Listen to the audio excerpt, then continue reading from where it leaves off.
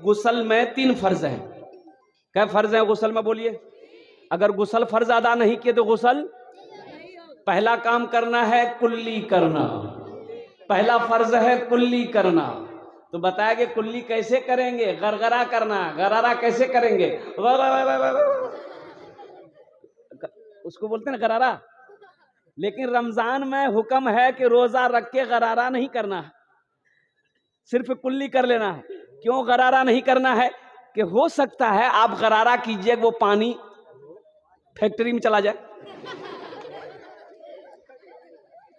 इसलिए मना किया गया कि रमजान के रोजे की हालत में गरारा नहीं करना है, सिर्फ कुल्ली करना है, कुल्ली करना है ताकि रोजा खराब ना हो जाए। कितना आदमी गरारा के चक्कर में इसलिए गरारा नहीं करना। गुसल के अंदर में 3 फर्ज, पहला फर्ज कुल्ली करना, दूसरा फर्ज नाक में पानी डालना, और तीसरा फर्ज है सर से लेकर पांव तक पानी बहाना, मल मल के नहाना। पूरे बदन के अंदर में एक बाल बराबर भी अगर सूखा रह गया गुसल नहीं होगा।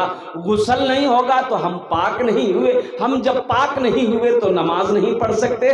नमाज नहीं होगी ना कुरान छू सकते हैं ना कुरान पढ़ सकते हैं। इसलिए मेरे बच्चों, नौजवानों, मसले को अच्छी तरीके से याद रखना। मसला को जानना बहुत जरूरी है, दीन को समझना बहुत जरूरी है, दीन को जानना बहुत जरूरी है। एक इमाम साहब नमाज पढ़ा रहे थे, अब नमाज पढ़ा रहे थे, गांव की मस्जिद थी। अब एक आलिम साहब पहुंच गए नमाज के टाइम में, तो जमात खड़ी थी, ये भी जाके पीछे खड़े हो गए कि जमात खड़ी है। तो लास्ट में इमाम साहब ने सजदा 100 किया। सजदा 100 जानते हैं ना? नमाज में अगर कोई कमी रह जाए तो सजदा 100 से नमाज पूरी हो जाती है। कोई वाजिब छूट जाए, फर्ज अगर छूट जाए तो सजदा 100 से नमाज नहीं होगी, नमाज को दोहरानी पड़ेगी। वाजिब छूट जाए तो सजदा 100 कर लेंगे, हुक्म है, नमाज आपकी हो जाएगी। तो इमाम साहब ने सजदा 100 किया। तो ये आलिम साहब जो मौलाना साहब पीछे थे, वो इमाम साहब से पूछे कि बाबू ये सजदा 100 कहा किए, कोई कमी तो नजर नहीं आई? तो इमाम साहब बोला नहीं, वो छोड़िए, अंदर की बात। बोला अंदर की क्या बात? बोलो तो सही। बोला नहीं, वो थोड़ा सा निकल गया था। बोला थोड़ा सा निकल गया था? क्या निकल गया था? नहीं बोलोगे तब ना निकल गया था। क्या निकला? बोला नहीं, थोड़ा सा निकला था। बोले क्या निकला? बोलोगे तो सही। बोले थोड़ा सा हवा निकल गया। तो अल्लाह का बंदा, हवा निकल गई तो नमाज सजदा 100 किया, नमाज खत्म हो गई, नमाज को दोहराओ। बगैर वजू नमाज हवा खारिज हो जाए वजू टूट जाता है।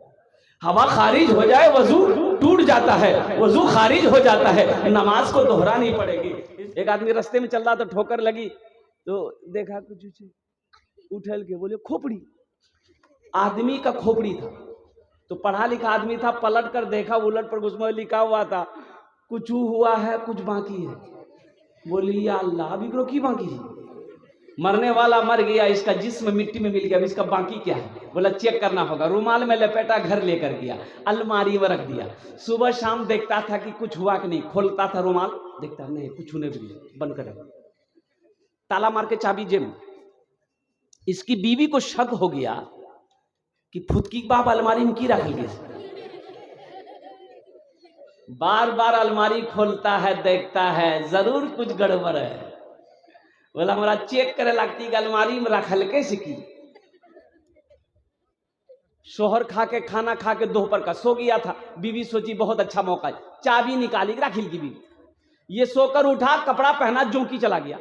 बीवी सोची बहुत अच्छा मौका है, खोल के अलमारी देखल की रुमालों में कुछ लिपट लो जी। रुमाल खोल के देखल की खोपड़ी। बोलियो ये जादू सीखे, हमरा भगावेली जादू सीखे जी। इधर जादू में खत्म कर दी। लेल के खोपड़ी डाल के उखड़ी में दे समान भूसा बना कर हम फेंक दी। ये बेचारे जोंकी साहे चाबी ढूंढने लगे, बीवी चाबी दे दी। अलमारी खोला, ना रुमाल है ना खोपड़ी है। बड़ा मुतज्जिब हुआ, चौंक गया। तो पीछे से बीवी कहती है, की छा बेचा खोपड़ी आते जादू सिखैला। तो शौहर ने कहा कि नहीं अल्लाह की बंदी, हम जादू नहीं सीख रहे थे, वो खोपड़ी का क्या किए। तो बीवी बोली को कर, तो वो हालत कर ली इसकी वहा जानती की कर लें, तो वहां तो हमरा जानना छा उगरो हालत के की कर लें। तो बीवी बोली कि उखली में देख के इतना समाट मारे कि भूसा बना के तालाब में फेंक दिए। उसका शौहर बोला बस समझी गलान, यहाँ उगरो बाकी ले। शायद के यही और कुछ दिन रह गए हैं, 21 मार्च तक जलसा है। अब देखिए ईद के बाद का जलसा के दावत आना शुरू हो गया। मई, अप्रैल, मई, जून तक की दावतें आ रही। अल्लाह के बारगाह में दुआ करे मौला हमें भी सेहत और तंदुरुस्ती अता फरमाए, आमीन बोले अल्हम्दुलिल्लाह। मौजूद शामिल किराम, बस इंशाअल्लाह अपनी बात का मैं आगाज करूं। नाते पाक के एक मतलब एक शेर अगर आप सुनना चाहें तो मैं सुना दूं। भाई सुनेंगे इंशाअल्लाह। रहमत के बरसते हैं, रहमत के बरसते हैं अनवार मदीने में, अनवार मदीने में।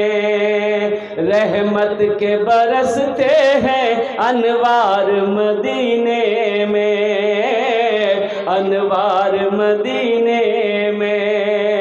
रहमत के बरसते हैं,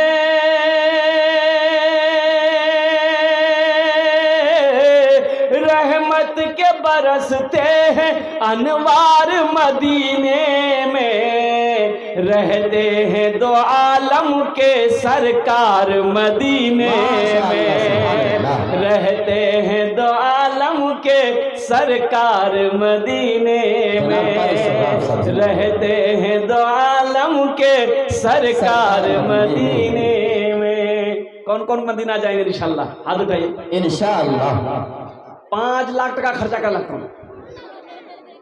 हाँ तो मदीना जाने में खर्चा है ना, अल्हम्दुलिल्लाह जाएंगे इंशाअल्लाह, अल्लाह इंतजाम करेगा। इरादा तो करो, इरादा करना हमारा काम है, ले जाना अल्लाह का काम।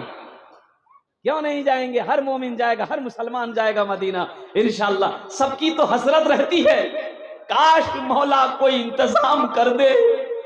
दिल में तो हसरत है कि जब मदीना पहुंचूं तो मौला फिर लौट कर हिंदुस्तान ना आऊं, वहीं पर मेरा जिस्म रह जाए, वहीं की वहां की मिट्टी हो मेरा जिस्म।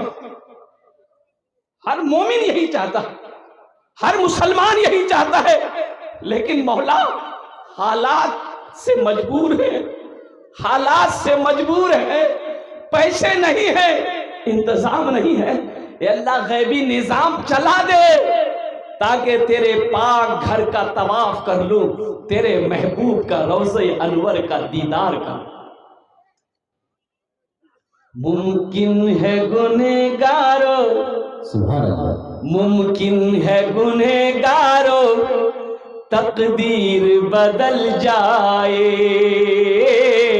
तकदीर बदल जाए। मुमकिन है गुनहगारों तकदीर बदल जाए, मुमकिन है गुनहगारों, मुमकिन है गुनहगारों तकदीर बदल जाए। जाकर तो जरा देखो, जाकर तो जरा देखो एक बार मदीने में, जाकर तो जरा देखो एक बार मदीने में। रहमत के बरसते हैं अनवार मदीने में, रहते हैं दो आलम के सरकार मदीने